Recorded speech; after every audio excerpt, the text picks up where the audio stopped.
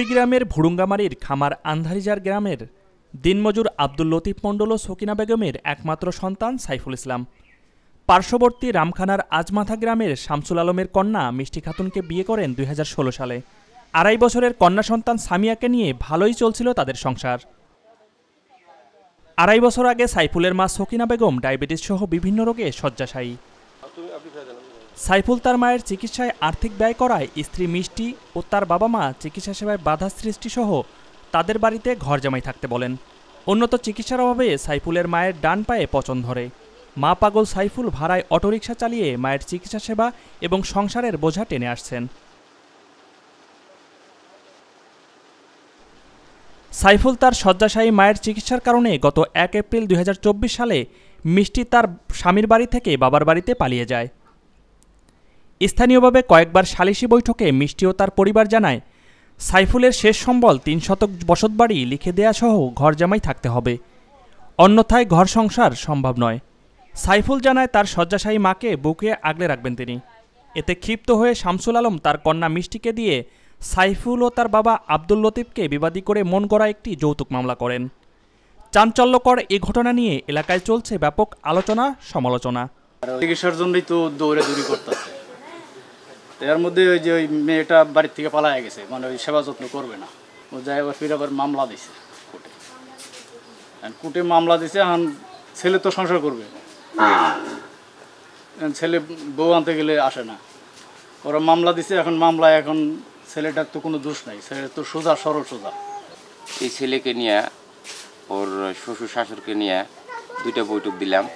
এই বৈঠকে যতটুকু আমি জানতে পারছি যে উপস্থিত এই ছেলেটা মাকে একটু ভালোবাসে, মাটা অসহায় থাকার কারণে এই ছেলেটা মাটাকে খুবই ভালোবাসে, বিধায় ওর মায়ের সেবাটাও যত্ন করার চেষ্টা করে।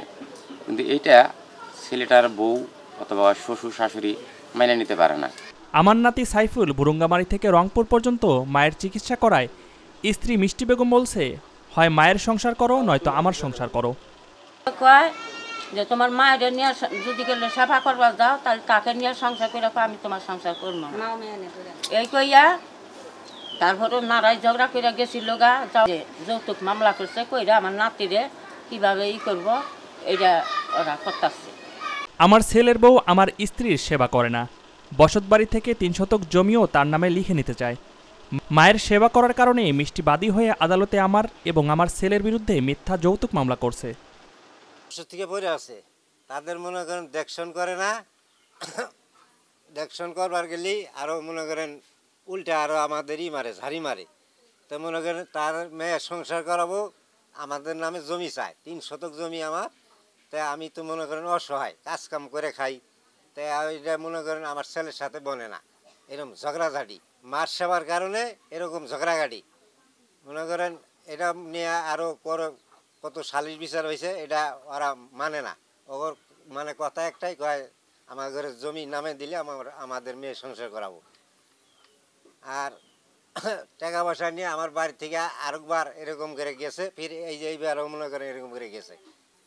আমার ছেলের নামে আমার নামে যৌতুক মামলা দিছে। মায়ের চিকিৎসা সেবার কারণে আমার স্ত্রী মিষ্টি বেগম তার বাবা মায়ের পরামর্শে বাড়ি থেকে পালিয়ে গিয়ে এবং আমার বাবার নামে মিথ্যা যৌতুক মামলা করেছে। যে তুমি যে তোমার মাইক নিয়ে ব্যস্ত হয়েছো, ডায়াবেটিসে দুদিন পায়ের গোসা যদি ফাইটা জায়গা, তখন আর মানুষ বাঁচে না। অনেক থকটি হাড়ি ভাঙ্গার তোমার কি দরকার?